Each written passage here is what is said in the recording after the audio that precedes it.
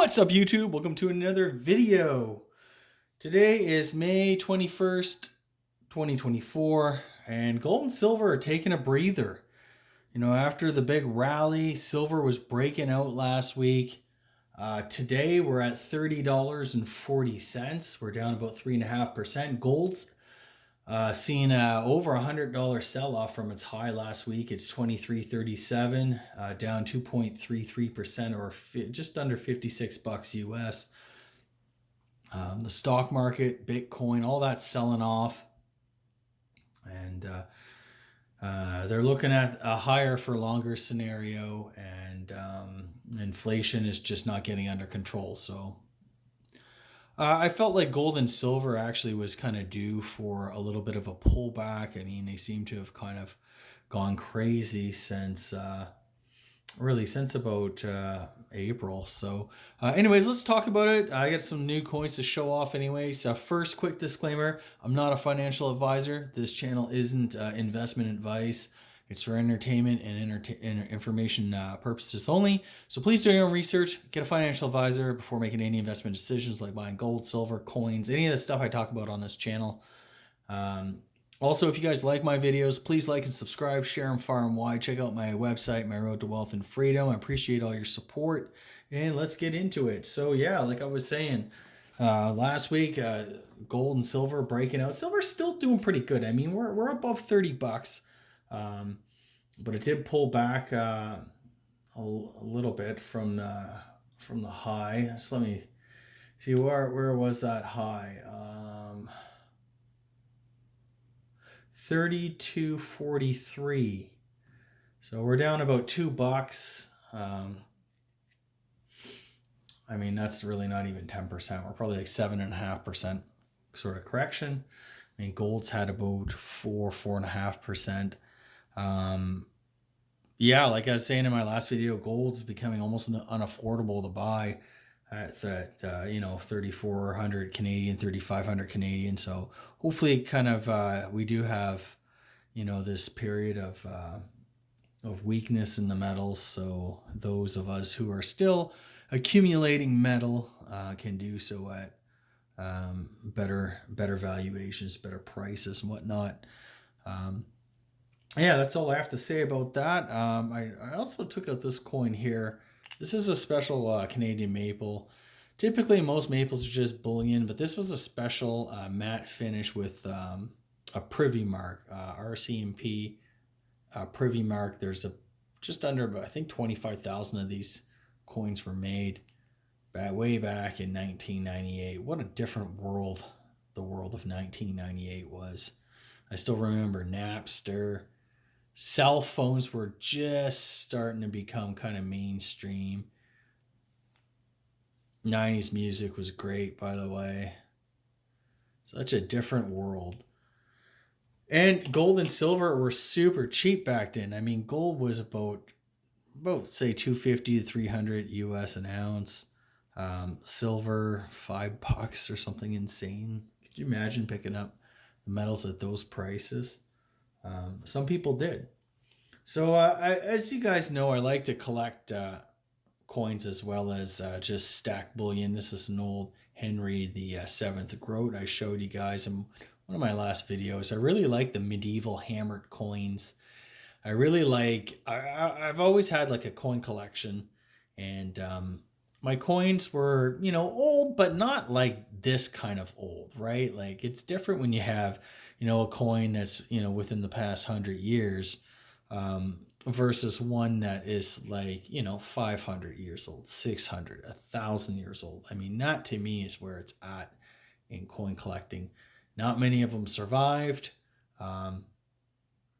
obviously in decent shape. I'm not looking for uncirculated examples of these types of coins. To me, it just adds more to the authenticity of the coin when it's, a bit weathered in that. It looks 500 years old. The toning is old toning and stuff like that. Cabinet tone. Like these old coins, and I don't know all the Latin inscriptions. That's a super old coin. I also like these larger coins. I mean, silver dollars, halves, This is another one I showed off. This is that Victoria Crown 1844. That's kind of like a key date in the whole series. Now, I like this because this is the imagery that's on the sovereign, gold sovereigns from that era. So that's your kind of the shield sovereigns.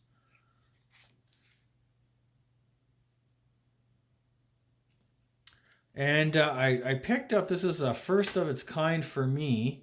I kind of branched out and I saw this coin and I just had to have it. It's from the year 1588 and it's a Mansfeld Bornstedt Thaler. So this is kind of like one of the precursors to the dollar. In Britain, they had large coins, large silver coins like this called crowns. I think the French had écus, um, and thalers were all over the Holy Roman Empire, Austria, Hungary, the German states, each little county, principality, whatnot. The dukes or earls would get together and like mint their own coins, and these have really interesting stories. You know, they often these mints popped up near silver mines, so it was like locally sourced silver, and they would strike these coins. Now, to my surprise, this wasn't actually a hammered coin. This was an example of it's kind of like an early.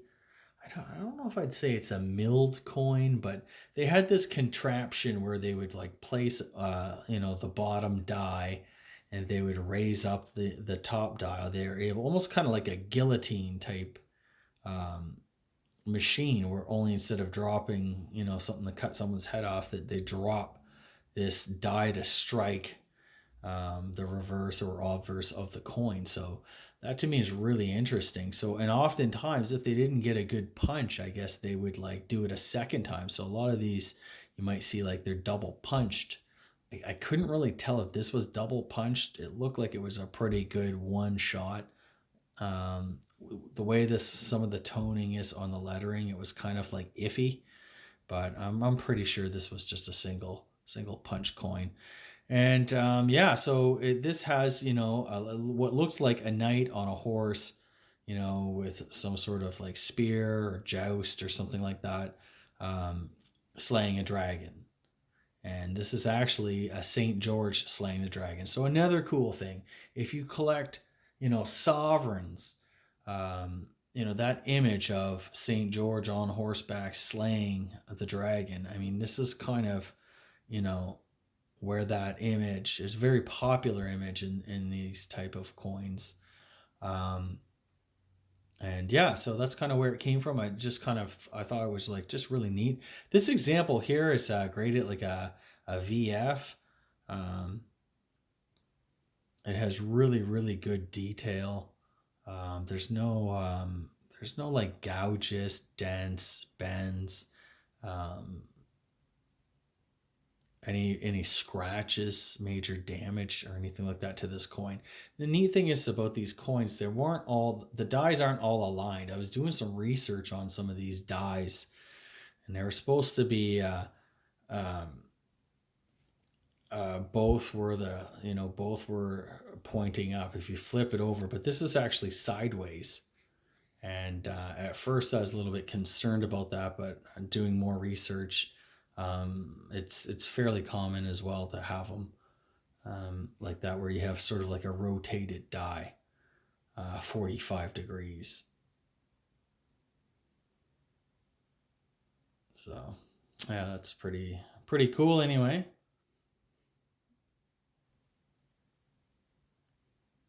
or no, maybe it's 90 degrees rotated. Yeah, it's 90. Yeah, so as you can see in the back, it doesn't say 1588, there's just 88 up there.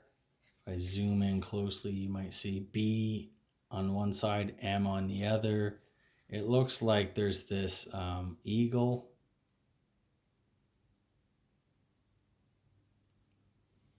And I'm just going to try to zoom with my with my camera to give you guys a better look at this. And there's like a whole coat of arms. I mean, I don't know what all this stuff means, but let me just...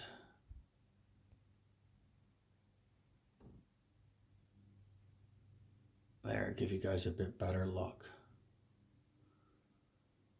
So you can see up and around that area, it says Peter Ernest Bruno. Where's this guy? Peter Ernest Bruno GE.H.A.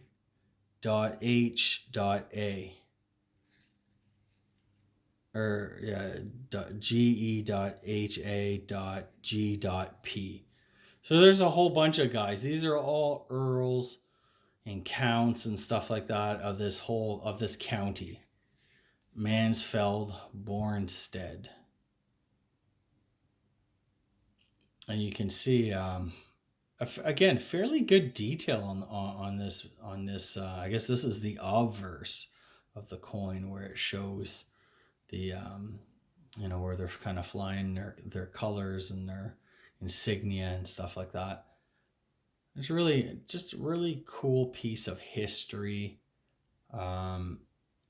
These coins aren't super rare that you can come across. I haven't seen one exactly like this. I've seen a 1589. I mean, so they're kind of out there and they're fairly affordable. I mean, they're not an arm and a leg, especially in this grade, kind of a VF grade. You're looking at, $500, depending, maybe $1,000, somewhere in that kind of zone. Again, depending on the currency that you're using and stuff like that. So these were actually quite popular, I guess, in the 1980s. People kind of went crazy over them, and then as all manias do, they kind of fade and prices come down. If you collect coins, if you collect, baseball cards or whatever, I don't care what it is you're collecting, there are always these cycles where things are in style, things are, very popular and all the rage, and then it just kind of fizzles out. And until the next mania, I guess, until the next craze, or until they come back into favor. So, just again, just a really cool piece of history. Really awesome piece of history, of coins. Again, St. George slaying the dragon. How cool is that on a giant silver piece? These things were, I think they're either sterling silver or right around sterling silver. So that's 0.925, over 90% silver. And they are quite large coins. This is about 42 millimeters in diameter. Thick too. And they weigh just about an ounce. I think this one here is around 28.4 grams, somewhere around there. So just about an ounce. They're actually quite thick too. I can't really show it because it's in the flip, but again, these are really, really large coins. Really nice details. And it's something, it's a really cool keepsake. It's like an old kind of early modern period coinage from Central Europe, which I find super cool. So that's it for today, guys. Like and subscribe. Check out My Road to Wealth and Freedom. Links in the description below. And have a good day.